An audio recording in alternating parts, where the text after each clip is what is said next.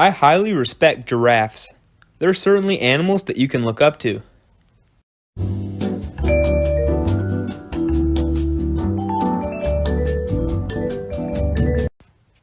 The giraffe is a large African hoofed mammal belonging to the genus Giraffa. It is the tallest living terrestrial animal.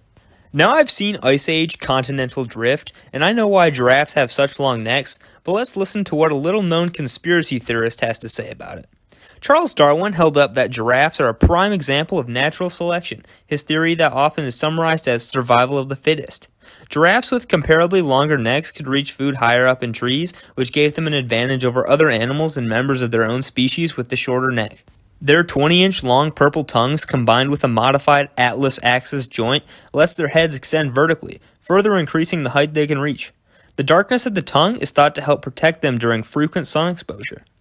Giraffes are herbivores, so their diet is affected by what is available at the time.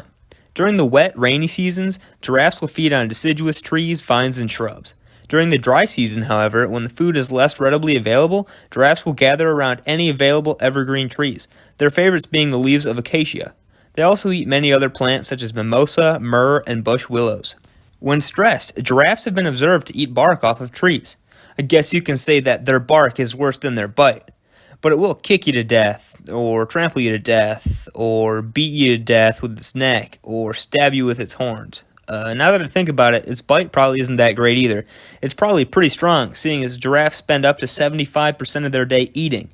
When they're not browsing for food and picking leaves, they're chewing their cud. That's right, these big boys are the largest ruminants on Earth.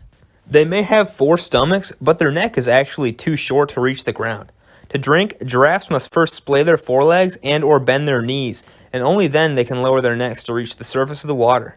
Due to this difficulty, giraffes only drink once every few days. Even when water is readily available, evidence shows that many giraffes do not drink regularly, sometimes not at all.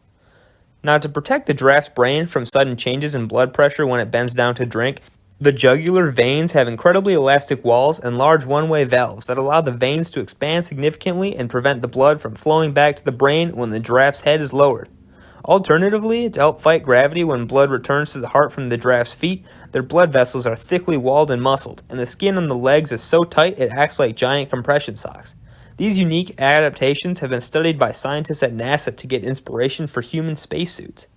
Because of this circulatory nightmare, the giraffe's heart has a thicker muscle on the left ventricle of the heart so it can generate enough force to fight gravity.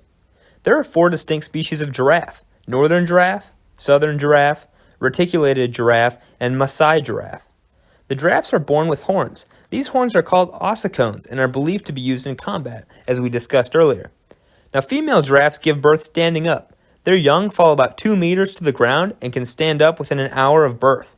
They can run as fast as 35 miles per hour over short distances or cruise at 10 miles per hour for longer travel. Giraffes only need 5 to 30 minutes of sleep in a 24-hour period. They often achieve this in quick naps that only last around a minute or 2 at a time. Here's what a giraffe sounds like.